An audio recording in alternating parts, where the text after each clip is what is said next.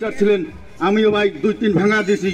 আজকে যদি এই নদীর বান দিত, আপনারা এখানে আসতেন নাকি? এখানে আসতেন নাকি? আপনাদের কত জমি জমা গেছে, হ্যাঁ, যায় নাই? কিন্তু আজকে আপনাদের মাটি বাড়ি নাই হয়ে গেছে।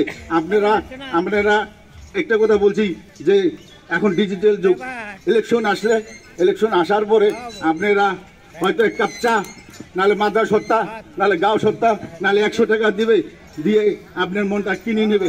নেওয়ার পরে ভোটটা দিলেন, ওরা জেতার পরে আর 5 বছর আসবে না। ওরা তখন দিল্লি, বোম্বাই, গুয়াহাটি এসমস্তি করে বেড়াবে, আবার ইলেকশনের টাইমে আসবে। আমাদের বিজেপিকে সারা 362 দিন পাবেন। আমাদের সাংগঠনিক, আমাদের ফার্স্টে লক্ষ্য হলো দেশ, তারপরে হলো সাংগঠনিক। এই সাংগঠনিক, আমি হলাম ডিস্ট্রিক্ট প্রেসিডেন্ট, এ হলো মন্ডল প্রেসিডেন্ট।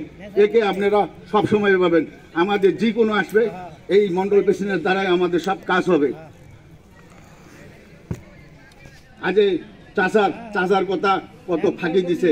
টেঙ্গা আম একবারে বেচা যায়, 2 বার বেচা যায় না।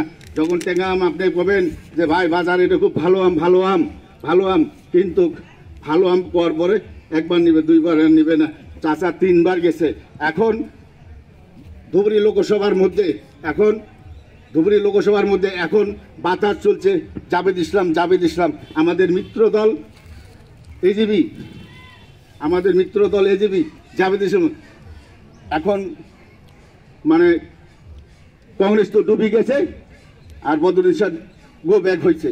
জাভেদ ইসলাম দক্ষিণ পশ্চিমের বাতাস থেকে উজানবাগে চলছে। তা বাতাস, আপনারা মুরব্বীগণ আছেন, যেটা বাতাস ওঠে, এমপি ফোটে, ওই বাতাস কিন্তু কেউ রোধ করতে পারে না। দেখবেন পঞ্চায়েতে এমএলএর ইলেকশনটা আলগা, কিন্তু এমপি ভোটটা ওটা বাতাসের হাওয়ায় চলে যায়। এই হাওয়ায় দেখবেন যে হাওয়া যেটি উঠছে ওটাই জিতে। এইবার জাভেদ ইসলামের হাওয়া উঠছে ভাই, উঠছে না উঠছে কোন তো? হ্যাঁ, তাহলে উঠছে যদি, হ্যাঁ, তাহলে ইনশাআল্লাহ তিনি জিতবে। এখন প্রশ্ন হলো, এই যে ব্রিজ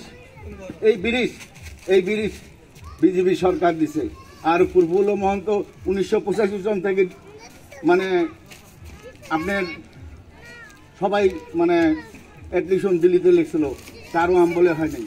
যদিও পাশ করে গেছে, কাম করার ক্ষমতা না ছিল, টাকা না ছিল, কিন্তু আমার বিজেপি সরকার আসার পরে আসামে কত বড় ব্রিজ হয়েছে। কার সুবিধা হবে? এই মাইনরিটি মানুষ, আপনাদের ভারিয়ে মানুষের হবে। কারণ আপনারা 500-700 হাজার টাকা লাগে গাড়ি ভাড়া, আপনার সেলা 50 টাকা হলে আপনারা গুয়াহাটি যেতে পারবেন, হাজিরে করতে পারবেন। সুবিধাটা আপনাদের হবে। যদি আসামের মধ্যে সব থেকে রেশন কার্ড, পিএমজি ঘর, অরুণোদয় আসনি, সবগুলো আসনি এই ধুবড়ী লোকসভায় হাইট বেশি হয়েছে।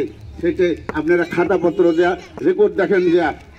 যদি আপনাদের বেশি দিছে, তাহলে আপনারা কেন বিজেপিকে বুকে নিতে পারেন না? যে গোয়ালপাড়ি ভাষায় একটা কথা বলছে, তুই দিলেছেন মুই দেন, একলাই কত দিন। আরে ভাই, আপনারা যদি বিজেপি এত দিছে আপনাদেরকে, যদি আপনারা যদি একবারে না দেন, তাহলে তো কবে যে এরা তো আমাকে কিছু দেয় না।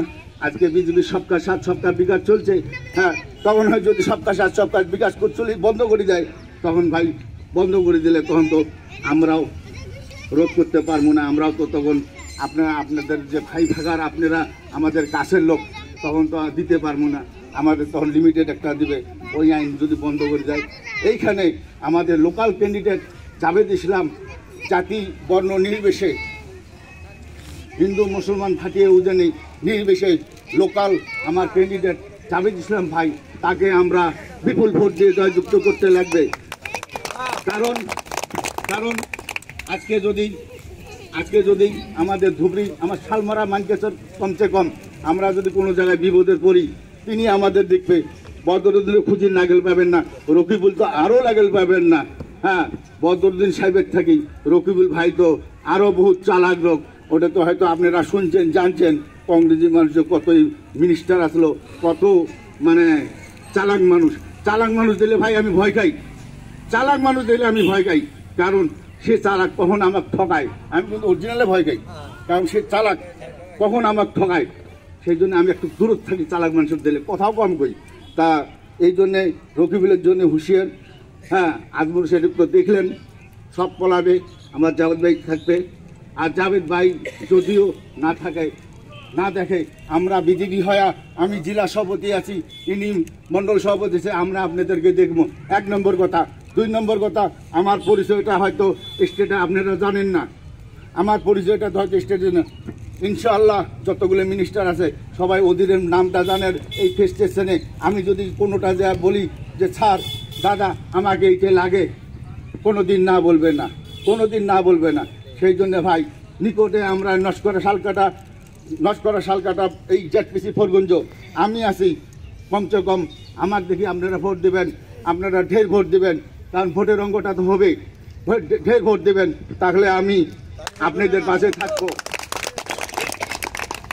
তা ভাই বিজেপির কথা যদি বলা যায় বলি থাকা যাবে, কিন্তু শেষ নাই।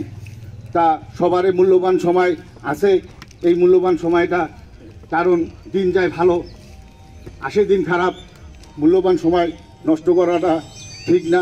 আপনাদেরকে বহুত এখানে বসে রাখছি। তা আমার যদি কথাবার্তায় যদি কোনো ভুল ত্রুটি হয়, আমি প্রথম আসছি, হয়তো আগে মাটি ফাটাই গেছিলাম আমি।